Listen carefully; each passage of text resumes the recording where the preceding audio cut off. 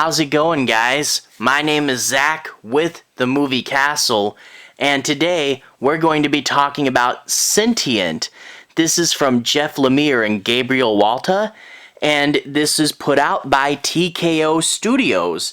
Now, TKO Studios, I believe they're relatively new. I hadn't heard of them until just recently, but I found in my comic shop they had a whole little shelf display for the TKO books, and they look like a bunch of really interesting titles. I'm a big fan of both sci-fi and horror, and when I saw this one, I'm like, oh man, that looks a little bit like Alien, that deep, used space, you know, that grungy style space and that feeling of depth and isolation. That's a lot of what I like in sci-fi, you know? So I saw this, and I also saw Jeff Lemire. Jeff Lemire has wrote in a lot of good books. I think he had a run back a few years ago with Animal Man, and he also did, you know, Sweet Tooth, which is now a Netflix show. Jeff Lemire's pretty good. I also just a couple weeks ago talked about Robin and Batman, his Robin perspective, first few weeks on the job Robin book. That was a really good book, so I was excited to pick this up. And also, if we look on the bottom here, Will Eisner Award nominee. I'm kind of curious what this lost to, because this turned out to be a really good book with lots of Jeff Lemire's stories.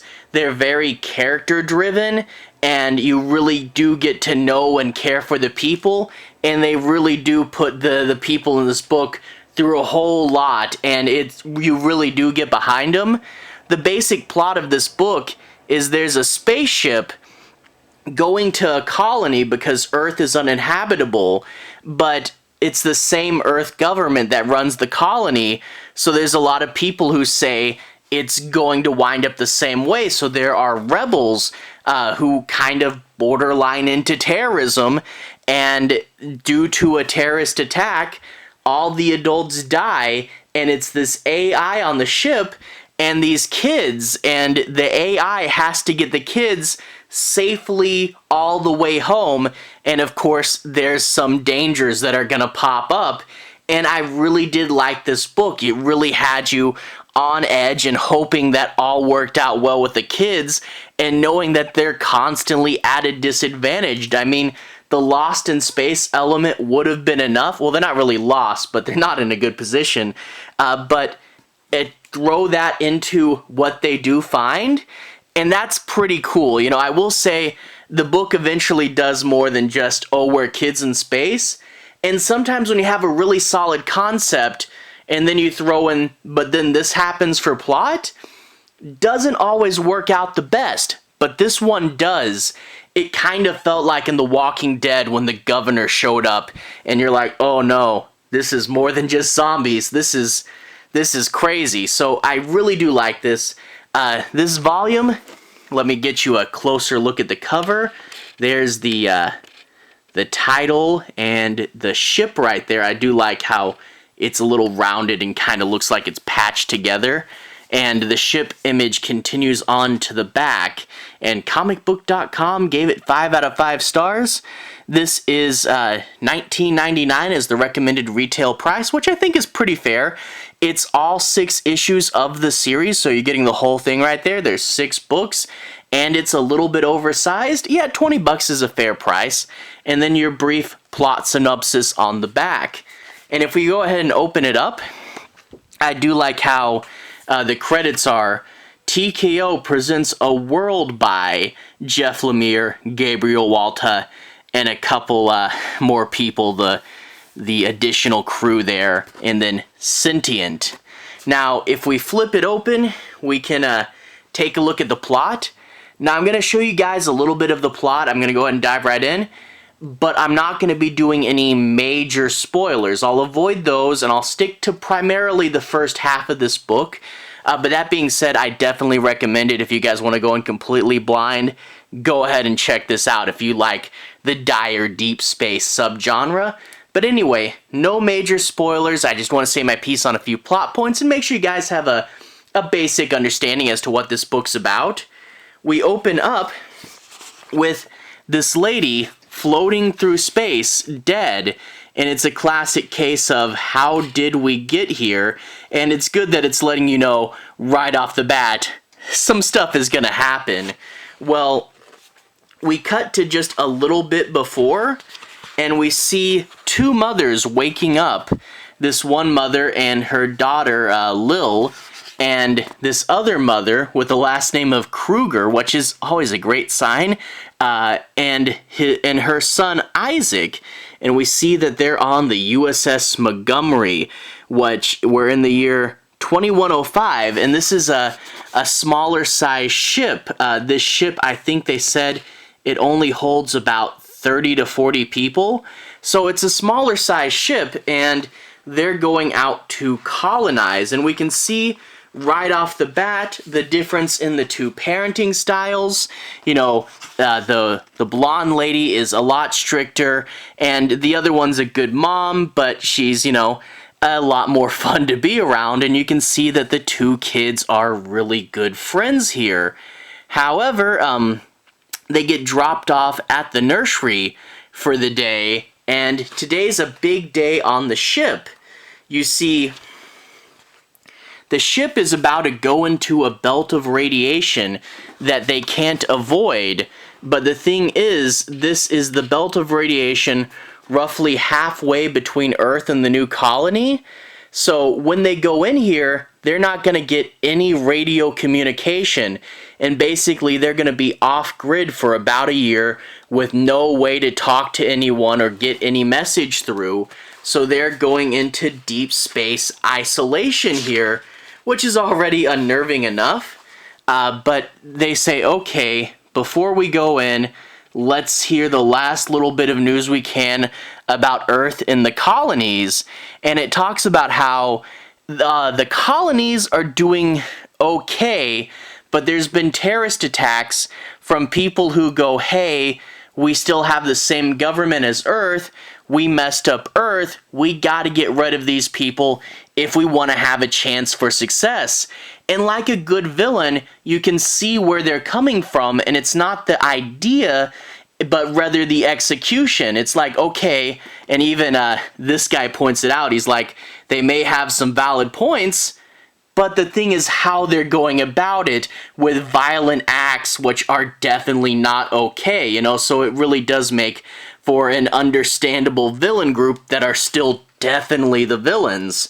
But anyway, there's a big countdown, and the ship drifts in to the radiation zone, and the moment they can't talk to anybody, Kruger puts on her mask and hits a button. She's got a special program where for a little bit of time the ship can't stop her from doing what she wants, and she fills the room with gas, killing everybody but her because she's the only one with a gas mask. So the adults have got the poison gas, they're locked in the room, and Kruger's going to go and kill the last adult other than her, which is the teacher in the nursery. So she's going for the kids, which the other mom, Lil's mom, doesn't like, and she has to figure out a way to go about this, but Kruger's got the door locked, so she comes up with a plan. She takes the key for the ship from the captain and goes to the AI and tells the AI's name is Val, by the way, Valerie. Kind of a fun pun, you know, V-A-L, Val, kind of like H-A-L, Hal. But don't worry, she's not evil. But also, Isaac, the other kid, referenced Isaac Asimov, so there's some Easter eggs in here. But anyway, she goes to the AI and tells the AI, hey, can you open the door? No, she's locked me out. Well, can you kill her? And the AI goes, I can't kill people, that's against my rules.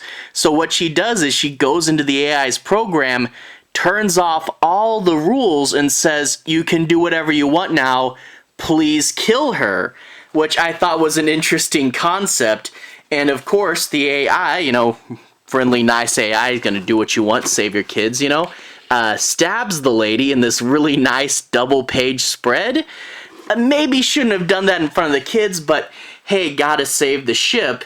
And the thing is, by the time the lady's override program wears off, all the parents are dead from the gas, and it ends on the first issue with this AI with bloody hands going, "Do not cry, do not cry, do not cry." That's a great opening, you know. This is the story of our mother. This is the story of Valerie. So a really, really good hook.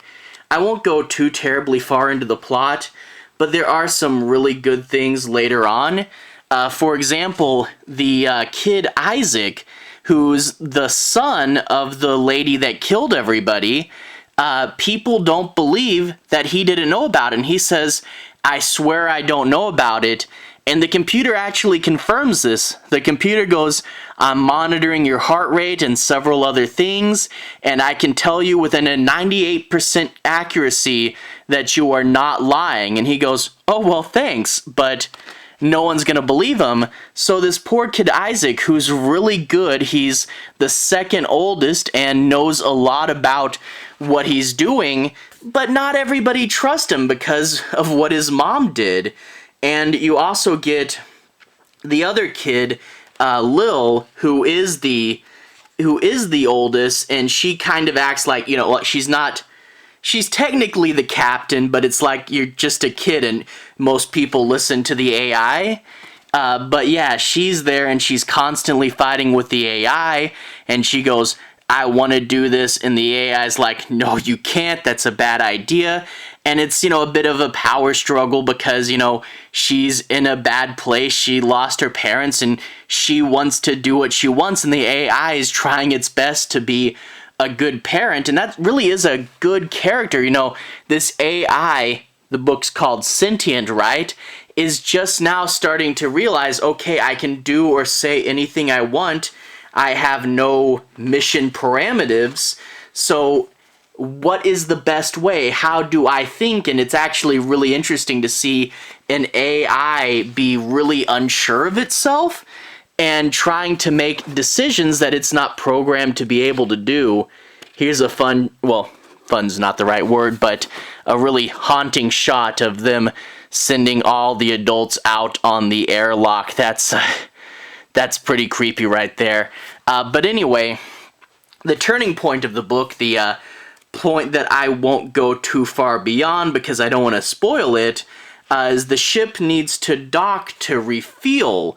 So there's a station in the middle of this uninhabited zone full of fuel, so the ships can go, dock there, change out the old fuel for the new fuel, and then be on their way. However, there's an SOS inside of the space station, and they go, "This is supposed to be unmanned. There shouldn't be anyone in there. Why are we getting an SOS?" And of course, Lil goes, "Well, I'm going to go check it out. There might be an adult. There might be someone to save us." And Val goes, "That is not a good idea. If there's anyone there, they could be dangerous, and this could be a terrible idea." So she defies Val's orders.